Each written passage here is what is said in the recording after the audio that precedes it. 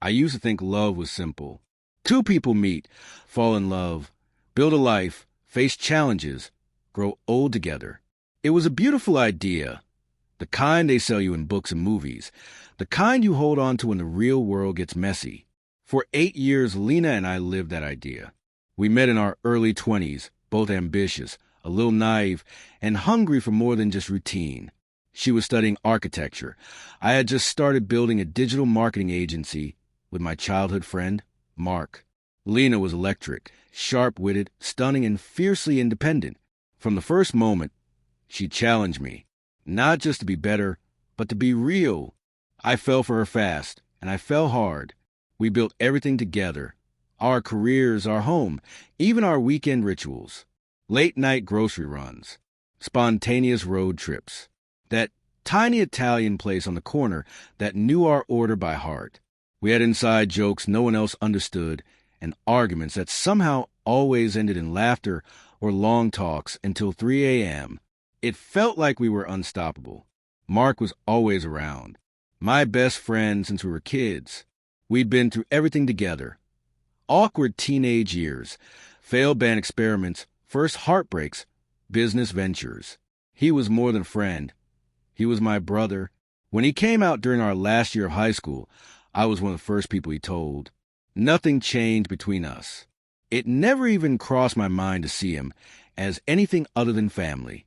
So when Mark and Lena became close, it felt natural. He got her sarcasm. She loved his dry humor. Sometimes the three of us would sit for hours playing old video games or dissecting plot holes in bad movies. There were no boundaries because there was no threat. Or so I thought. We had a wedding date. Invitations were ready to be sent. Lena had tried on dresses. My mother cried at the fitting. I remember holding her hand in the back seat of the Uber on the way home, thinking, this is the woman I'm going to spend the rest of my life with. But perfect illusions don't last forever. It started with a conversation. An offhand comment from Sophia, Lena's best friend. We were at a casual brunch. The kind where mimosas flow too easily and secrets get too heavy. I still can't believe what she did, Sophia said, almost to herself. I looked up. What do you mean? Her eyes widened for a second. Panic, maybe regret. Then a soft sigh. I thought you knew. The air shifted. Sounds dulled. The background noise of chatter and clinking cutlery vanished. All I could hear was the rush of blood in my ears. Knew what? I asked slowly. Sophia hesitated. Then, with the kind of precision only guilt can shape, she said, Lena and Mark, they slept together. I laughed. I actually laughed. A sharp, confused chuckle that died in my throat. That's not funny. I'm not joking. For a moment, I just stared at her, waiting for the punchline. It never came. She told me it was just once, Sophia added, eyes dropping to her coffee. Said it was a challenge. Something about needing to prove she could still attract anyone she wanted, even someone who wasn't supposed to want her. That last line hit harder than anything else. Even someone who wasn't supposed to want her. Everything I drove home in silence. The streets blurred past like an old film reel. Gray buildings, traffic lights. Pedestrians I didn't really see. My mind replayed Sophia's words over and over like a curse loop. Lena and Mark, they slept together. Even someone who wasn't supposed to want her. The idea twisted in my gut. It didn't make sense. It couldn't make sense. Mark was gay. Openly, proudly gay. He had dated men. He'd marched at Pride. He'd cried when his first boyfriend left him. We'd talked about it. I'd supported him through it. So what the hell was this? I parked the car outside our apartment and just sat there, hands gripping the wheel until my knuckles turned white. Upstairs, she was probably making tea or folding laundry, completely unaware that the world I thought we built was cracking beneath me. Eventually, I climbed the stairs, each one heavier than the last. When I opened the door, she turned from the kitchen with that casual smile she always gave me. Hey, babe, she said. You're home early. Her voice, so familiar, so soft, made my stomach churn. I didn't respond. I just stared. She walked over, concern slipping across her features. What's wrong? I swallowed. My throat was dry. My voice came out low. Did you sleep with Mark? She froze. For a full 5 seconds. She didn't blink. Then her lips parted. Not in surprise, not in denial, but in that tiny, shameful pause that screamed the truth. Oh my God, I whispered. It's true. Lena's eyes welled with tears instantly. It was a mistake, she said, her voice cracking. It happened once. I didn't mean for it to happen. I took a step back. My hands were shaking. You didn't mean to sleep with my best friend? It was a moment of confusion, of weakness. I wasn't thinking. Did you plan it? I asked. Was it some kind of twisted experiment? No, she said, stepping toward me. I don't know why it happened. He kissed me first, and I didn't stop it. I wanted to prove something to myself. Prove what? She looked away. That I still had power. That I could still be wanted. My jaw clenched so tight it hurt. So you used him to feel powerful? And used me to feel safe? Tears streamed down her cheeks now. I love you. It didn't mean anything. It was just that once. I swear. I stared at her, the woman I thought I'd known inside out, and I didn't recognize her at all. I need you to leave, I said quietly. Her face fell. Please, can we just talk about this? I'm not screaming. I'm not breaking things. That's the best I can do right now. Just go. Lena hesitated in the doorway, like she was hoping I'd change my mind, that I'd soften and say it was all okay, that we could fix it with time. But there are some things you don't come back from. She left without another word, the door clicking shut behind her, and suddenly the apartment felt cavernous. Too quiet, too cold. I stood there for a long time. Bowie, our cat, rubbed against my leg, sensing the tension. I picked him up and held him against my chest like a lifeline. He didn't ask questions. He didn't lie. He just purred. The next day, I texted Mark. We need to talk. No emojis. No punctuation. Just those 5 words. He replied within minutes. Mark, I know. We met at a park we used to go to as kids. The benches were older now, the graffiti thicker. But the memories were still there. Skating, falling, laughing until our stomachs hurt. Mark looked like hell. His eyes were bloodshot. He hadn't shaved. And for the first time in our friendship, he couldn't look me in the eye. I'm sorry, he said before I could speak. Why? I asked, why would you do this? He exhaled long and slow. It wasn't supposed to happen. I was drunk. She was upset about something. One thing led to another. Don't. I cut him off. Don't give me the script. This wasn't just a mistake. It was betrayal. He flinched. You were supposed to be my brother, Mark. I know, he whispered, and I hate myself for it. I looked at him, this person who had stood beside me through everything. I wanted to scream, to hit him, to rewind time. But none of that would fix what he'd broken. I defended you, trusted you. Hell, I never once thought I had to worry about you around her. I didn't plan it, he said. It messed me up too. I didn't even think I could feel that kind of attraction to her. I thought I knew who I was. And now, he looked up at me finally. Now I just feel empty. There was a long silence. I don't know if I can forgive you, I said. Maybe someday, but not now. I understand. I hope you do. And I walked away. That night, I stared at the wedding invitation on our fridge for a long time before ripping it down. It wasn't anger anymore. It was grief, not just for Lena, not just for Mark, but for the version of me that believed in them both, fully, blindly, completely. He was gone, and in his place was someone who had to rebuild from the ashes. Grief doesn't always come in the form of tears. Sometimes it's quiet, a hollow hum that lives beneath your skin. It clings to your every breath, seeps into your morning coffee, lingers in the spaces where laughter used to live. The days after Lena left passed in a strange blur. I moved like a machine, shower, eat, pretend to work, try to sleep. I told people the wedding was postponed due to logistics, and they nodded, pretending to believe me. My mother called every day, sensing something wasn't right, but not wanting to press. I wasn't ready to explain. Not yet. I cleaned the apartment obsessively, as if scrubbing the counters could erase her memory. I boxed up the things she left behind. Hairbrushes, mugs, that worn sweater she stole from me 2 winters ago and never gave back. I opened our shared closet and stood there just staring, hands shaking. We had 5 years of photos, memories, inside jokes that now felt like weapons. It wasn't just a breakup. It was a burial of a life we'd built. A life I thought was real. It wasn't until a week later that I saw Sophia again. We met at a rooftop bar, one of those trendy places with overpriced cocktails and fairy lights strung overhead. She looked uncomfortable, like she wasn't sure if I'd scream at her or thank her. I didn't either. "Thanks for telling me," I said simply once we sat. She exhaled. "I wasn't going to at first. I didn't want to get involved. But you deserve to know." I nodded. "Yeah, I did." I think she didn't expect me to say anything. She thought I'd stay loyal. "Are you still friends?" Sophia stirred her drink, her eyes distant. "I don't know. I've been avoiding her." We sat in silence for a while. The city buzzed below us, indifferent to heartbreak. Then she asked, "Do you want a full story?" I turned to her. "There's more." Sophia hesitated. "Lena told me everything. It wasn't just a mistake.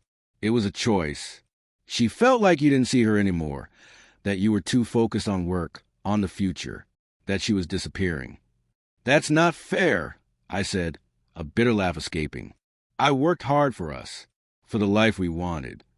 "I know," Sophia said softly. "But Lena, she needed to feel wanted in the present, not just part of a plan." I didn't reply. What could I say? I had tried. I had loved, and it still hadn't been enough. "She said it was a challenge," Sophia continued. "Something stupid. She thought Mark was safe, that there'd be no consequences. But there were," I said, my voice low, "for all of us." Later that night, after too many drinks and too many memories, I walked Sophia to her building. She turned to me on the steps, hesitation flickering across her face. "I never wanted to hurt you," she said. "You didn't. You saved me." She smiled, but there was something else in her eyes, something unreadable. And then she leaned in, kissed my cheek, and whispered, "You deserve better." For the first time in days, I felt something warm stir in my chest. A few days later, Lena showed up at the apartment unannounced. I heard the knock, slow and uncertain, like she wasn't sure if I'd answer. For a few seconds, I stared at the door, heart pounding. Then I opened it. She looked different, like someone who hadn't slept in days. Her eyes were puffy, her shoulders tense, her confidence gone. "Can we talk?" she asked. I didn't move aside. "Why?"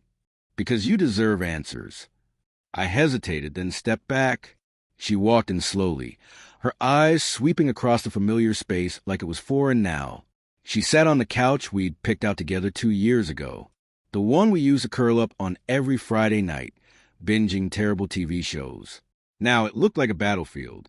"I know there's nothing I can say that'll fix this," she began, voice trembling. "But I need you to hear me." I folded my arms. "Go on." "It started months ago, not the physical part. That happened once, like I said, but the thoughts started before." I frowned. "What thoughts?" "Doubts. About who I was. About us. About the future. You didn't talk to me about any of this." "I didn't know how," she said. "You always had a plan. You were so focused, so sure. And I felt like I was just a piece of that puzzle, not a person you really saw anymore." I didn't say anything. Maybe she wasn't entirely wrong. "And Mark," she continued, her voice barely above a whisper. "He was there. He listened. He made me feel seen." My stomach turned.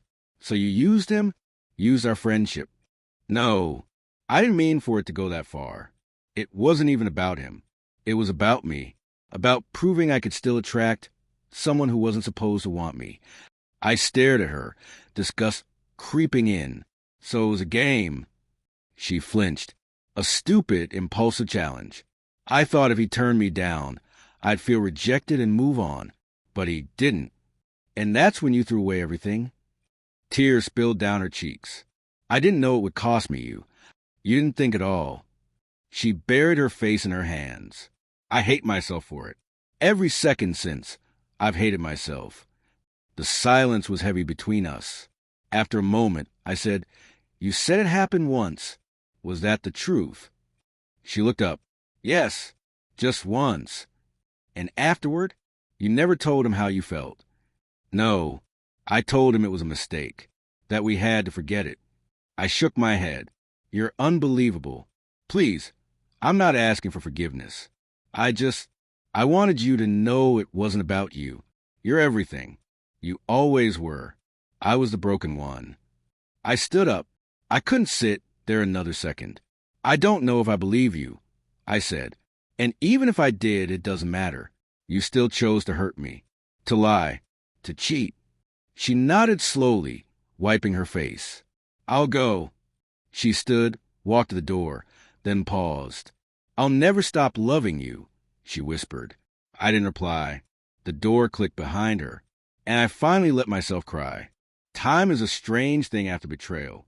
It either drags like a wound that won't close, or it disappears in a blur of noise and numbness. For me, it did both. I went back to work, smiled when I had to, nodded when people asked how I was doing. I lied to everyone, including myself. It wasn't until a full month later that I truly let myself feel it all. I was cleaning out a drawer when I found the small velvet box, our engagement ring. Simple, elegant, everything I thought our relationship had been. I stared at it for what felt like hours, and then I texted Sophia. "Me, are you around?" She replied instantly.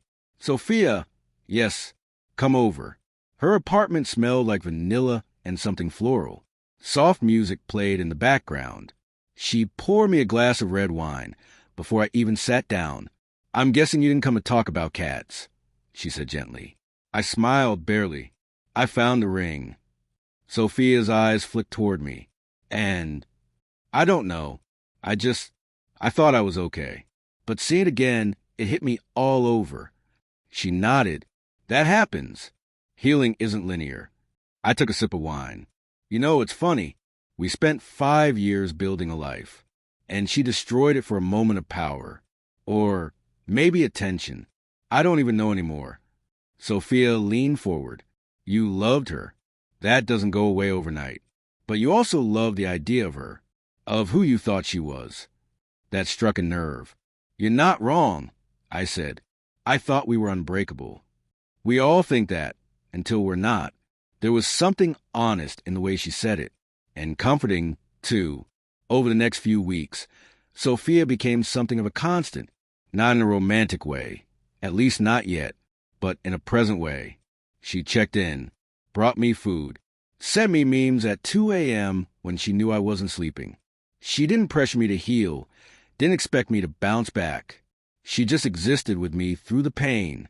One night, we were on her balcony, watching the lights flicker across the city. "Can I ask you something?" she said. "Always.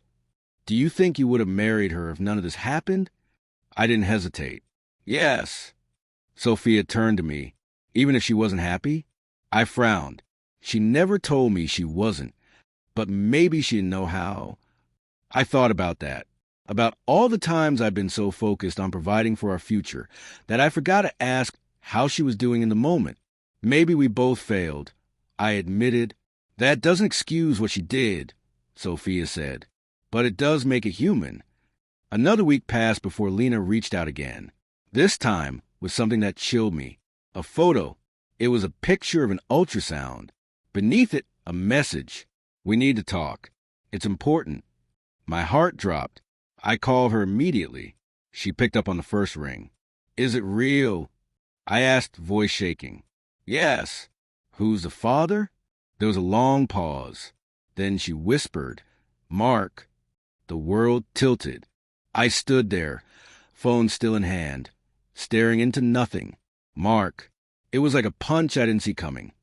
Even after everything, I had asked her directly once, and she said the affair happened only once. But now, with the pregnancy confirmed, that lie collapsed like a house of cards. It wasn't just betrayal. It was layers of betrayal. She lied to me, He lied to me. They both lied with practice calm. The rage hit fast and hard. I called Mark before I could talk myself out of it. He didn't answer. I tried again. Still nothing. So I sent one message. Me, you better call me back, or I'm coming to find you. 2 minutes later, my phone rang. I answered with venom in my voice. You got one chance to explain. There was a pause. Then Mark's voice came through, quiet but steady. I figured you'd find out. That's all you've got? You figured? You slept with her. You lied to me. You pretended to be something you're not. I never meant for it to happen, he said. You mean the first time? Or the time you got her pregnant? Mark didn't speak. I trusted you, man. I defended you. When people questioned things, I stood up for you, for our friendship. You used that. You used me. I didn't mean for her to get pregnant. I laughed bitterly. Yeah, because that's the worst part, right? Not the lies, not the betrayal, just the inconvenience of evidence. Mark finally broke. I didn't want this either. It was never supposed to go this far.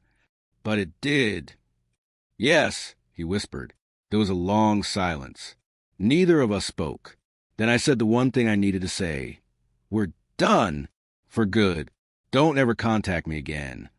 I hung up. My hand was shaking. That night, sleep didn't come. I lay awake, watching the city lights dance across the ceiling. My thoughts circled like vultures, dissecting every memory, every lie, every ignored instinct. How many signs had I missed? How many smiles from Lena had been forced? How many moments with Mark had been laced with guilt, with something unspoken? And worst of all, how much of me had been real to them? The next morning, I called Lena. Why didn't you tell me sooner? I asked. I was afraid, she said. I thought maybe it wouldn't be his. That maybe somehow it was yours. But it wasn't. No. And now? I don't know. I'm scared. I'm angry. I didn't plan for any of this. You played a game, Lena. And now it's not a game anymore. Her voice cracked. I know. I needed air. I left the apartment and walked for hours through parks and alleys and streets we used to stroll together. I ended up at Sophia's door again, not even sure why. She opened it with that same intuitive look, the one that always knew when I was breaking. I know that face, she said. Come in. I collapsed onto her couch. Mark's the father, I said. Sophia didn't react with surprise, just sadness. I'm sorry, she whispered. I really am. We sat in silence again, two people sitting with the heaviness of other people's choices. Then Sophia said something I didn't expect. You know, I used to envy your relationship. I looked up at her. She gave a small, sad smile. From the outside, it looked perfect, the kind of love people write about. Yeah, I said, I used to believe that too. A week passed after that phone call with Lena. One long, silent week where my world continued to unravel, not loudly, but quietly, like wallpaper peeling off a wall. No more confrontations. No new lies. Just me, sitting with the damage. I didn't speak to Lena. I didn't speak to Mark. But people around us began to notice something had changed. Mutual friends started reaching out. Not all of them knew what had happened, but some did, or had heard parts of it. One even had the audacity to ask, Are you sure you didn't drive her to it? I hung up on him. The worst part wasn't the betrayal itself anymore. It was how many little betrayals followed. People choosing sides. People justifying what she did. People who didn't know the truth, speaking like they owned it. I wanted to scream. Instead, I isolated. Sophia was the only person I didn't shut out. She showed up at my door that Friday with 2 beers and a pizza. No questions asked. Movie or ranting? She asked. Both, I muttered. Halfway through the movie, I paused it. The screen froze on some action scene I wasn't really watching. You think I'm weak for still missing her? Sophia turned to me. No, I think you're human. I keep replaying everything, wondering where it broke, wondering if it was me. She made her choices, Sophia said softly. She cheated. She lied. She got pregnant with your best friend. You don't get to carry her shame. But what does that say about me? That I didn't see it coming. It says you trusted people. That's not a flaw. I sighed. Feels like one now. She put a hand on mine. Maybe, but it won't always feel that way. One morning, I got a message from Lena's mother. It surprised me. We'd always had a good relationship. She used to call me her second son. "Can we talk?" she wrote. I agreed to meet her at a small cafe near the river. She arrived looking tired, like someone who hadn't slept in a while. Maybe heartbreak ran in the family. "I wanted to see you," she said, "because I wanted to apologize." "You don't have to." "I do," she interrupted. I raised her better, and I know how much you meant to her. Still do. I didn't know what to say. She told me everything, she said, and I told her she had to face the consequences of what she'd done. She's scared, lost, but that's no excuse. "She's pregnant," I said. "She doesn't get to be the victim now." "No," her mother agreed, "but she is still my daughter, and I will support her through this.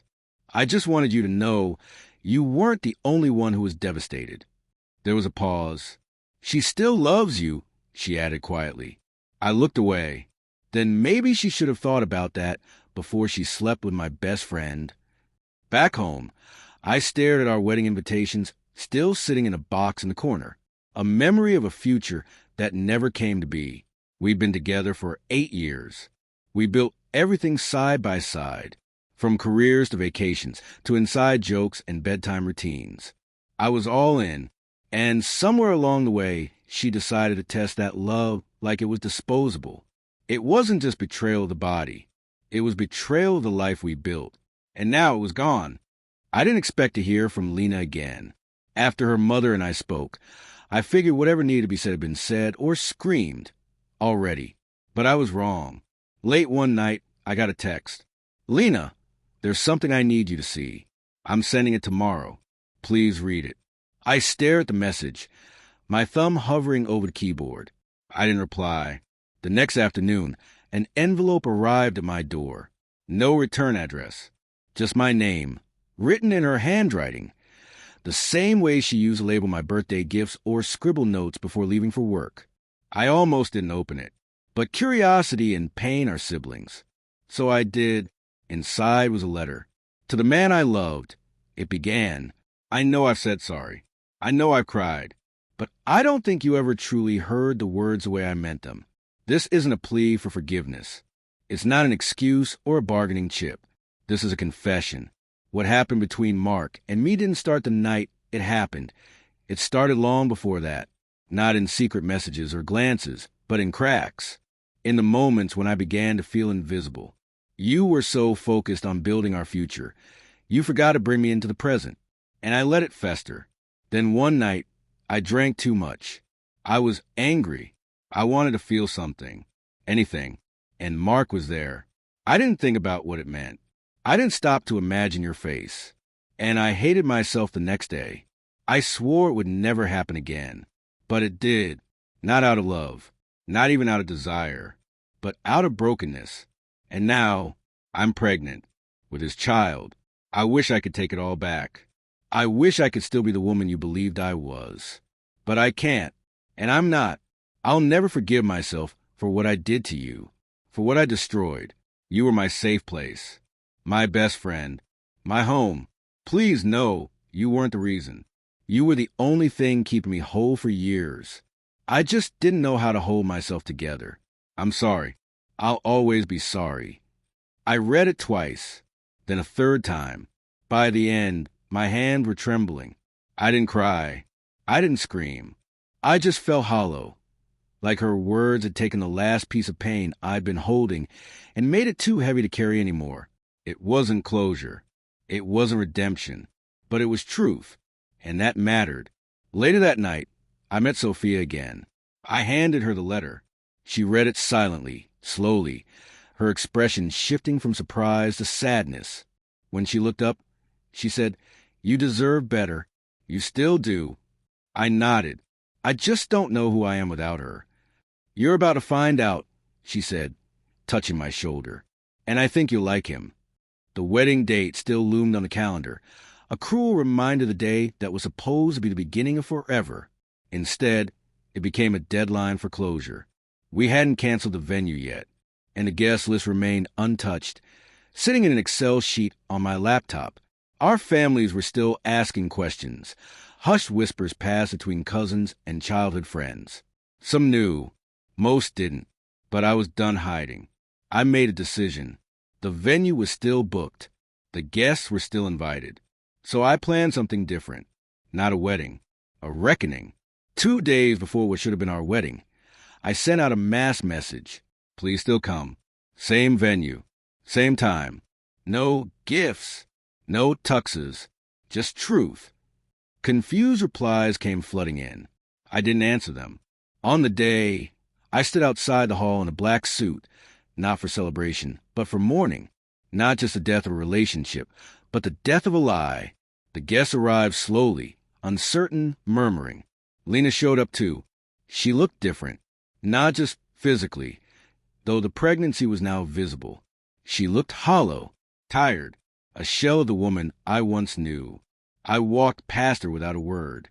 Inside, everyone took their seats. Some were awkward, others curious. They expected a dramatic announcement, a tearful speech, maybe even a fight. What they got was a confession. I stepped onto the stage, heart pounding. Thank you for coming.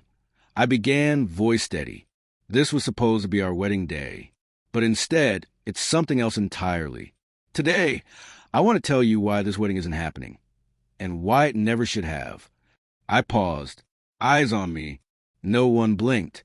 For the last 8 years, I loved someone with my whole heart. I believed we were building a life based on trust, respect, and loyalty. But I was wrong. Murmurs began. She cheated on me, I said plainly, with someone I called my best friend. And now she's pregnant, not with my child. Gasps, sharp breaths. Someone dropped their glass. I turned my gaze toward Lena. I gave her everything. My time, my dreams, my name, almost. And she threw it all away to feel something. I held up the letter she'd written. She confessed. And while I respect the honesty now, it doesn't erase the betrayal. People were stunned, some embarrassed. A few even teared up. I'm not telling you this to shame her, I continued. I'm telling you because too many people lie behind smiles. Too many pretend everything's fine, while their world crumbles. I was one of them. Then I stepped off the stage and walked toward the door. Before I left, I turned back. This was supposed to be a wedding. Maybe it still is. The marriage of truth and consequence. And then I walked out. Outside, I finally exhaled. The weight, for once, wasn't suffocating. Sophia was waiting. That was brave, she said quietly. It was necessary. She stayed through all of it. I know. After that day, argue. The silence between Lena, I said, and me became permanent. There were no more texts, no more apologies, no attempts at mending what had been shattered. It was as if the public reckoning gave both of us the closure we couldn't find in private. She disappeared from my life. And for once, I didn't chase after the pieces. But the aftermath wasn't easy. Wounds like that don't scab over quickly. I'd wake up some mornings still expecting her beside me. I'd catch a scent that reminded me of her perfume and flinch.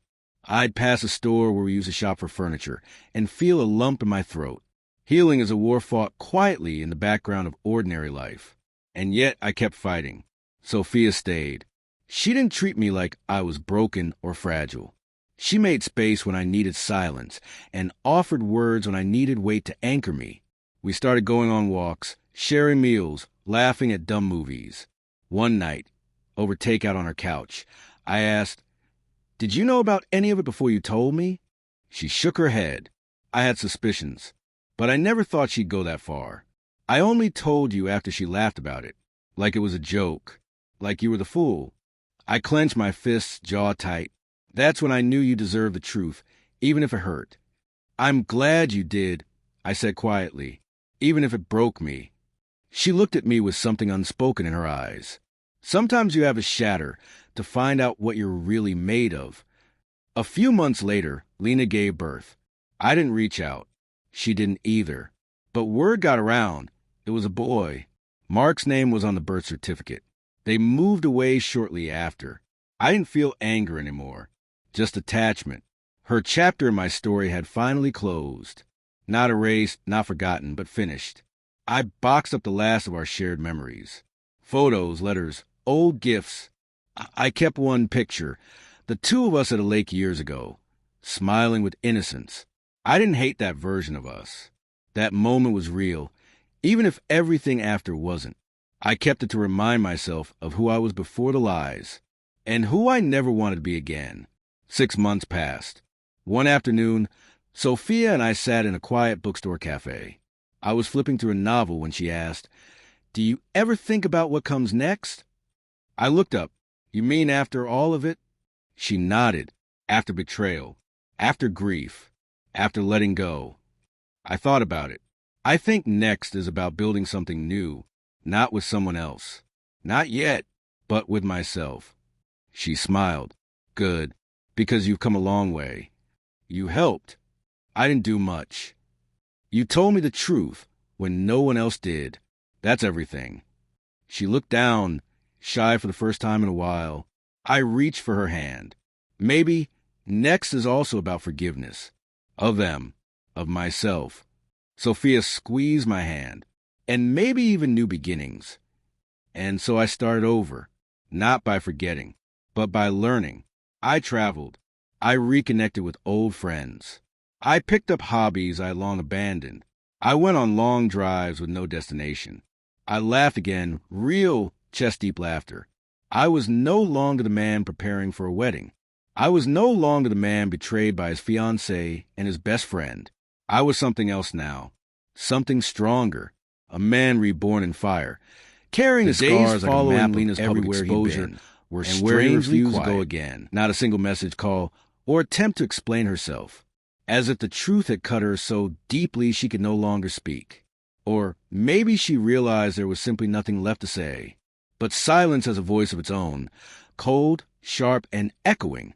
I could feel it every morning in the empty space beside me in bed, every time I opened the fridge and saw the yogurt she used to buy, every time I unlocked the front door and instinctively called her name.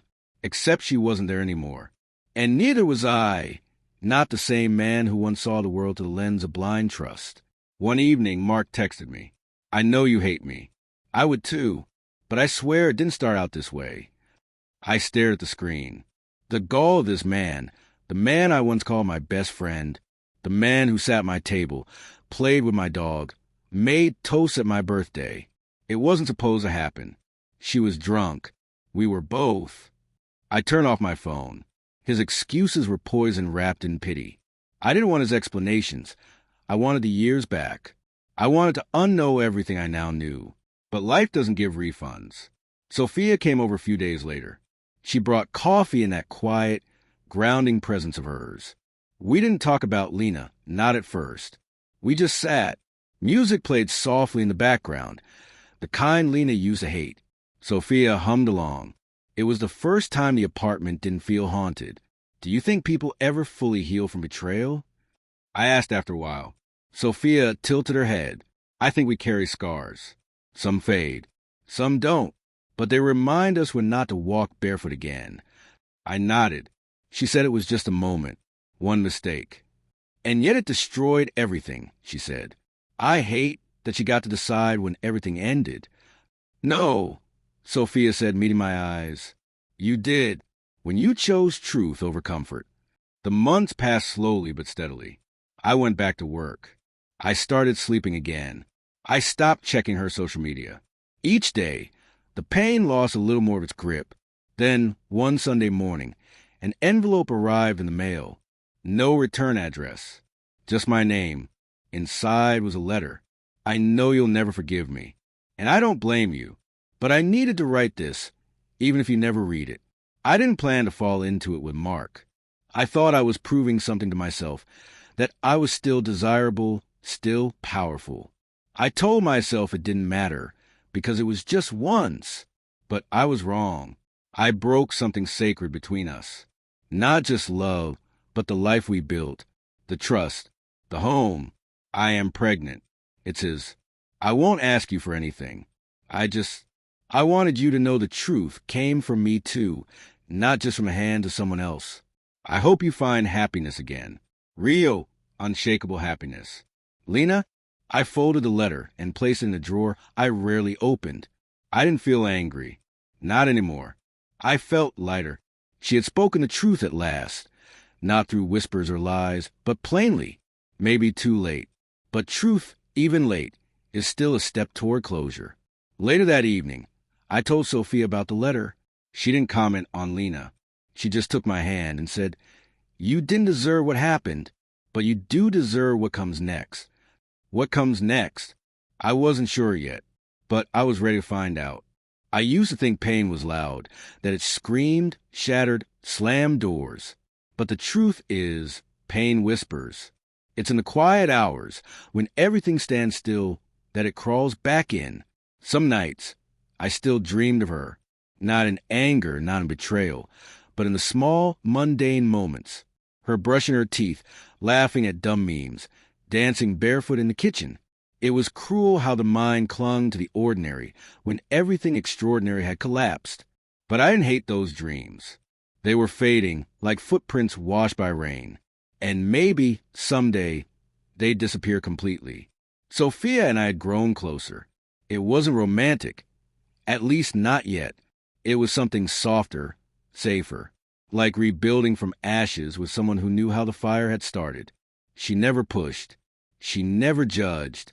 She just existed beside me in a way that felt warm without pressure. One day we went hiking. Just us, nature, and the silence between us that wasn't uncomfortable anymore. As we reached the top, she looked out over the valley. "You ever think about starting over?" she asked. "All the time. Does it scare you?" I hesitated. It used to, but now, I think staying stuck scares me more. She smiled. "Good." Then we just sat, the wind brushing against us like time nudging us forward. A few days later, I bumped into Mark. Of all places, the grocery store. He looked different, tired, older. He stood by the frozen section, holding a carton of almond milk like it weighed 100 pounds. He saw me and froze. I didn't say a word, just walked past him, but he called after me. "Wait, please." I turned, just enough to face him, not enough to invite a conversation. "I'm not looking for redemption," he said, "but I wanted you to know she left me too." I blinked. "Why are you telling me this?" "Because I lost more than you know. Not just her. Myself. Our friendship. I didn't even recognize who I became." I didn't respond. What was there to say? That I forgave him? I didn't. That I wished him well? I didn't. But I also didn't wish him harm. So I simply nodded and walked away. And that was enough. That night, I sat alone on the balcony with a notebook in hand. It had been years since I'd written anything personal, but the words came easily now. I'm learning to let go, not because they deserve it, but because I do. I'm letting go of the idea that love is supposed to last forever. Sometimes it burns out. Sometimes it explodes. But sometimes it teaches you how strong you really are. And sometimes that's enough to begin again. I closed the notebook and exhaled. It didn't fix everything, but it felt like something was finally settling. Like I was no longer drowning in what had been, but beginning to breathe in what could be. And just like that, the embers of the past began to cool, and I started to feel the warmth of tomorrow. 3 months after the letter, I moved out of the apartment, not because it haunted me. By then, the ghosts had mostly gone quiet, but because I needed a space that didn't remind me of a life I no longer lived. The hallway where we used to leave our shoes, the tiny den on the coffee table from a night we danced tipsy at 2 a.m., the mirror she used to fog up every morning with her hairdryer. It all whispered of us. And I wasn't an us anymore. I found a modest place. 1 bedroom, a view of the city, and just enough room for me and a version of myself I hadn't fully met yet. The first night there, I sat on the floor, eating takeout out of the box. No furniture yet. No decorations. Just peace. Raw, hollow peace. And I realized this wasn't loneliness. It was the start of solitude. Sophia helped me unpack. She insisted on bringing color. Paintings, cushions, books. "You can't heal in gray," she said, tossing a sunflower yellow throw pillow onto the couch. We laughed more that day than I had in weeks. Not the awkward, polite kind of laughter. The real kind. The kind that bubbles out, because your chest is finally light enough to make room for it. At some point, as she stood in the kitchen organizing mugs, I asked, "Why did you tell me the truth back then? About Lena and Mark?" She paused. "Because I couldn't watch you live in a lie. But you knew it would destroy everything. Sometimes destruction is mercy in disguise." I thought about that long after she left. Mercy in disguise. Maybe that's what the letter had been too. Maybe that's what rock bottom really is. A merciful beginning. One morning, I received an email from Lena. Short, polite, surprisingly distant. "Just wanted you to know I had the baby. His name is Elias. I'm not writing to ask anything of you. Just thought you want to know." I stared at the screen for a long time. A part of me expected to feel something: jealousy, sorrow, rage. But there was only stillness. Like hearing about a stranger's milestone. A chapter that no longer belonged in my book. I didn't reply. Some stories don't need epilogues. That weekend, Sophia and I went to a music festival. The kind Lena used to hate. Sophia didn't. She danced like nobody was watching. Carefree, vibrant, real. At some point, she grabbed my hand and spun me into the crowd, laughing. And I let her. For once, I didn't overthink it. We lay on the grass after the last band played, looking up at the stars. I forgot what it was like to feel weightless. I said. She turned her head toward me. "You're starting to come back to life." "I think I am." She smiled. "Took you long enough." Later that night, as we walked back to the car, I asked, "Do you ever think we could be something more?" Sophia didn't answer right away. Then she said, "I think we already are." I didn't press. I didn't need labels. Not yet. But for the first time in a long time, the idea of love didn't terrify me. It intrigued me, back in my new apartment. The walls were still bare, but it didn't feel empty. I had framed a photo, not of Lena, not of us, but of a mountain I climbed solo last month. A reminder that I survived, that I rebuilt. It came in the mail. Healing isn't a moment. Envelope. It's a gold trim, piece by piece. For a moment, I thought it was a mistake.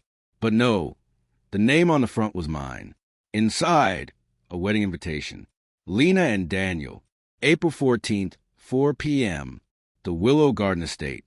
Daniel. So not Mark. The corners of my mouth twitched with something between disbelief and bitter amusement. Not anger. Not pain. Just the strangeness of life coming full circle. I read the card twice before tossing it onto the table. What game was this? I didn't plan to go. But of course, I told Sophia. She raised an eyebrow. "Wait, she invited you to her wedding?" "Apparently. Maybe she thinks we're old friends now." Sophia shrugged. Could be guilt. Could be ego.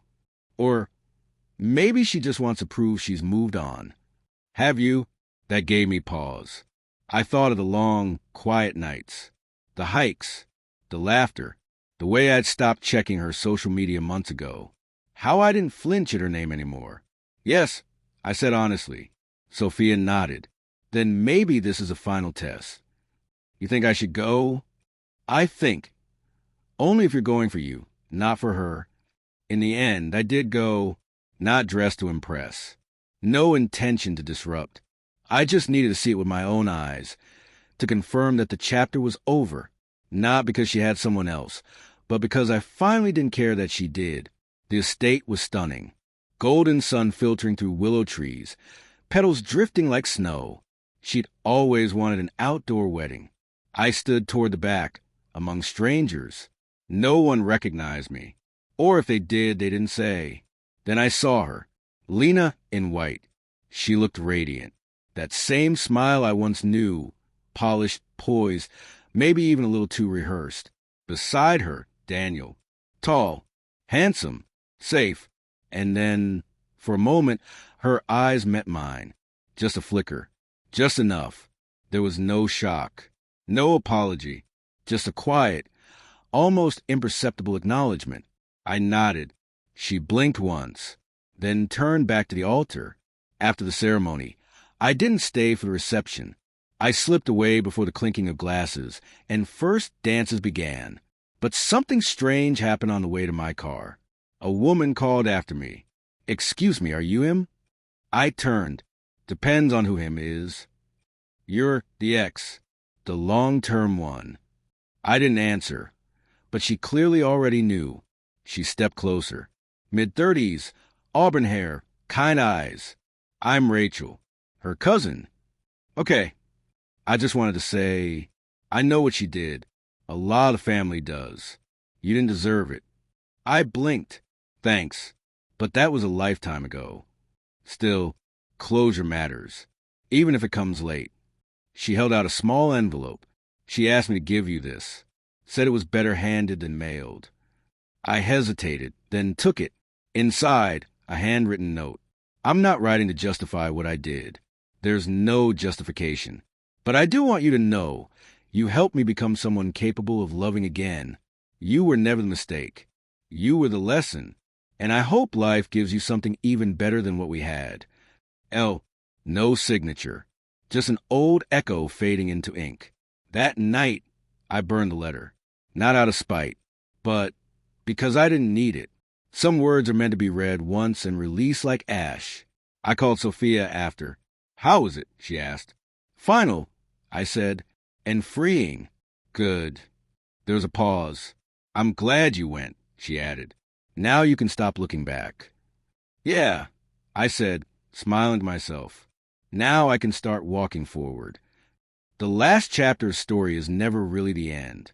It's the breath you take before the next one begins. Months passed. The city cycled through seasons. Crisp air fall, the still silence of winter, then spring again, just like the day Lena got married. But this time, I wasn't watching someone else's life bloom. This time, I was building mine. Sophia and I grew closer, not out of necessity, not to fill a void, but because there was something between us that felt solid, earned, real. We never called it anything at first.